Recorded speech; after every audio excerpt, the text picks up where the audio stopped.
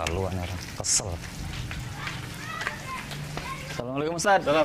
Ada apa? Enggak, lagi kesel Ustaz nih. Kalau kenapa? Iya, biasa diajak main, diajak jalan, selfie bareng, makan bareng, taunya gibain ana di luar. Gibainnya dengan Ustaz lagi. Oh gitu? Iya. Aduh, gimana nih? Padahal itu kan dosa besar Ustaz ya? Gibah Iya, itu. dosa Dosa besar besar, kan Ustaz iya, ya? benar. Oke. Biar dia kurang ajar. Oh, jangan begitu, jangan bahagia kalau saudara terjerumus dalam dosa besar. Oh, iya. Memang ghibah itu tidak dilakukan, dia merupakan apa? Dosa besar. Ya. Dalil-dalil ya menunjukkan bahwasanya ghibah itu adalah dosa besar. Kok bisa dosa besar Ustaz ya? Padahal kan tidak melukai orang, tidak membunuh orang. Bisa dapat dosa besar dia orang gibah itu Ustaz. Oh iya benar, ghibah ya syariat menentukan bahwasanya ghibah itu dosa besar dan dalil-dalil yang menunjukkan bahwasanya ghibah itu dosa besar sangat banyak ya. Di antaranya dalam Al-Quran Allah Subhanahu Wa Taala berfirman, "Wala yaktab ba'dukum ba'dha," dan janganlah sebagian kalian menggibah saudara yang lain. Atau ayuhibbu ahadukum an ya'kula lahma akhihi maitan fakarihtumu. Apakah salah seorang dari kalian suka jika memakan bangkai daging saudaranya? Dan kita tahu bahwasanya kalau kita makan bangkai hewan kita tidak bakalan suka.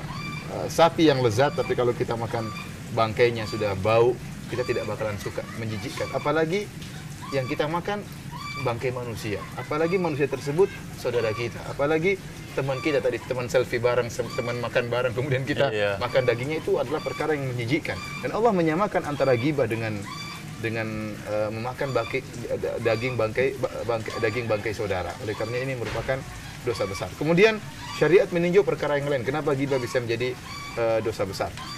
Dari sisi dalil-dalil menunjukkan seorang muslim harusnya bersaudara. Dalam surat Al-Hujurat Allah mengatakan innamal mu'minuna ikhwah.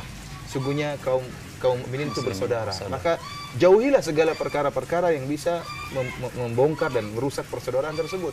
Di antara hal yang sangat kuat yang bisa menyebabkan persaudaraan itu hancur adalah ghibah.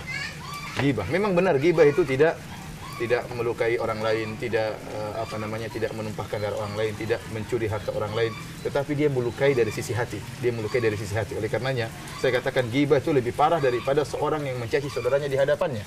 Biasanya ada teman kita datang kemudian mengatakan kamu memang bodoh, kamu memang brengsek. Kita sakit hati. Tapi beda. Tapi kalau ternyata dia ngomong di belakang. Iya. Kamu gimana perasaanmu? Iya Ustaz, keselnya makanya itu Ustaz, sakit itu di sini banget Ustaz sakitnya. Sampai ke kepala rasanya, ke ubun-ubun. Iya. Saya bisa bayangkan ya, teman kita ngobrol bareng, kemudian kita bercanda bareng, kita ngaji bareng, tahu dia jatuhin kita di belakang. Itu sakitnya memang luar biasa. Oleh kan seorang penyair pernah berkata, waqad yurja li jurhi sayfi bur'un wala bur'u lima jaroha lisanu. Dan bisa jadi diharapkan kesembuhan dari luka akibat sayatan pedang, tetapi sulit diharapkan kesembuhan dari luka akibat sayatan hati, sayatan lisan. Karenanya kemudian dia mengatakan jarohatu sinani lahal ti'amu wala yaltamu ma jarohal lisan. Bahwasanya luka-luka akibat sayatan pedang masih bisa disembuhkan, masih bisa dikembalikan. Tetapi kalau luka akibat sayatan lisan, akibat pedasnya lisan, maka sulit untuk disembuhkan. Kalau kita tahu orang tersebut pernah menyakiti kita, pernah menggibah kita, kita teringat dan sulit untuk menghilangkannya. Oleh karenanya dari sisi ini kita sadar kenapa gibah itu merupakan dosa besar. Karena menyakiti hati seorang. Dan seorang terkadang lebih baik dia dipukul badannya daripada disakiti, dijatuhkan main belakang. Ini paling menyakitkan hati seseorang. Antum sendiri sekarang merasa sakit? Iya, sakit. Berharap dia terjerumus dalam dosa besar? Iya. Tidak boleh. Itu saudara antum doain dia. Kemudian saya katakan bahwasanya karenanya di antara hal yang menyebabkan menjelaskan bahwasanya ghibah itu termasuk dosa besar, kita tinjau dari sisi dosa akhirat. Dalam hadis yang sahih disebutkan, orang yang ghibah dia akan disisa dengan dia mencakar-cakar wajahnya dengan kuku yang terbuat dari tembaga. Ya. Dalam hadis Rasulullah SAW mengatakan, lama urijabi, tatkala aku bermi'raj, Isra Mi'raj, marartu biqaumin, aku melewati sebuah kaum, yakhmishu lahum alfarum min nuhas, mereka memiliki kuku-kuku dari tembaga, ya, atau dari perunggu, yakhmishuna ala wujuhihim wa ala sudurihim. Kemudian mereka mencakar wajah-wajah mereka dengan dada-dada mereka dengan kuku-kuku terbuat dari logam tadi. Ini menunjukkan bahwasanya mereka menyiksa diri mereka. Kemudian Rasulullah SAW bertanya kepada malaikat Jibril, mana ulai ya Jibril? Siapa mereka Jibril yang oleh Jibril alaihissalam yang mereka mencakar-cakar wajah mereka dengan kuku yang terbuat dari logam, kuku yang tajam. Kata Rasulullah, kata malaikat Jibril, haula'i alladziina yaktabuna ikhwanahum au ya'kuluna luhuma ikhwanihim. Mereka adalah orang-orang yang menggibah saudara mereka. Mereka adalah orang-orang yang makan daging bangkai saudara mereka. Ini hukuman bagi orang yang melakukan ghibah. Di antaranya juga Imam Al-Bukhari menyebutkan dalam Sahih Al-Bukhari tentang azab kubur disebabkan karena ghibah. Dia membuat sebuah bab Imam Al-Bukhari yang judulnya azab kubur dikarenakan ghibah.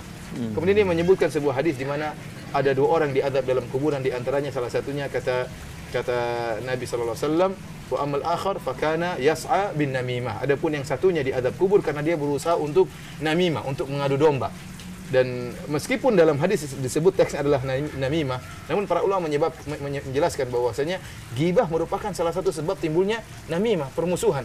Antum bayangkan kalau antum kemudian bersahabat dengan teman antum tadi, dan teman antum tadi gibahin antum di sisi ustadz itu kan jadi buruk sangka sama antum. Iya betul, Ustaz. Jadi kemudian dia datang lagi, kadang-kadang dia menceritakan kejelekan yang salah satunya. Bisa jadi antum bermusuhan, atau paling tidak ustadz tersebut menjauhi antum karena berburuk sangka. Antum diceritain kejelekannya di si ustadz tersebut. Maka dia salah satu bentuk dari namimah. Dari sini mungkin sekarang antum sadar bahwasanya ghibah kenapa merupakan dosa besar, ya, karena tadi menyebabkan permusuhan di antara kaum muslimin, padahal persatuan sangat diharapkan.